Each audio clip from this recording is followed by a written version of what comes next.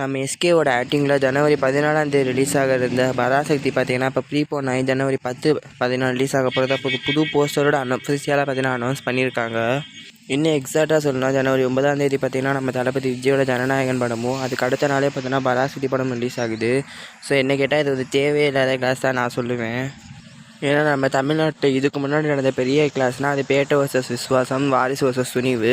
So அந்த அளவுக்கு இது பெரிய கிளாஸ்லாம் கண்டிப்பாக கிடையாதுங்க. ஏன்னா அதெல்லாம் பார்த்திங்கன்னா டயர் 1 கிளாஸ் தான் நடந்துச்சு. ஸோ எஸ்கே டயர் 1னா கண்டிப்பாக கிடையாது, ஒரு டயர் 2 ஆக்டர் தான். ஸோ அப்படி இருக்கிறப்போ நம்ம தளபதி விஜய் மாதிரியான ஹீரோ கூட பார்த்திங்கன்னா 1 டேல, அதாவது ஜனநாயகன் வைப் கொண்ட கூட குறைஞ்சிருக்காதுங்க 2nd டேலாம். ஸோ அப்படி இருக்கிறப்போ அதோட போகிறதுனால தேவையே இல்லைன்னு தான் நான் சொல்லுவேன். சரி, இந்த கிளாஸ்னால் யாரோட படம் பார்த்திங்கன்னா பயங்கரமாக அடிவாங்க பார்த்திங்கன்னா அது எஸ்கே தான். ஏன்னா நம்ம விஜய்க்கு பிரச்சனை இல்லைங்க. ஏன்னா அவருக்கு ஆல்ரெடி பார்த்தீங்கன்னா பீஸ்ட்டு கேஜிஎஃபோட ரிலீஸ் ஆகி நெகட்டிவ் ரிவ்யூ வாங்கியிருந்தாலும் அந்த படம் 200 கோடிக்கு மேலே கலெக்ஷனும், துணிவு கூட ரிலீஸ் ஆகி ஆவரேஜான ரிவ்யூ வாங்கியிருந்தாலும் 300 கோடி கலெக்ஷன் பார்த்தீங்கன்னா வாரிசு கொடுத்துருந்துச்சு.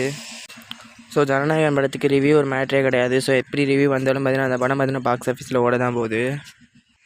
ஸோ அதுவே எஸ்கேக்கு பார்த்திங்கன்னா ஒரு கிளாஸ் ரிலீஸான மதராசி ஒரு ஆவரேஜான ரிவ்யூ வந்த ஒரு படம் தான். ஸோ அப்படி இருந்து பார்த்திங்கன்னா அந்த படம் பார்த்தீங்கன்னா 100 கோடி கலெக்ஷன் கொடுக்க பார்த்திங்கன்னா ஸ்ட்ரகிள் பண்ணிச்சு.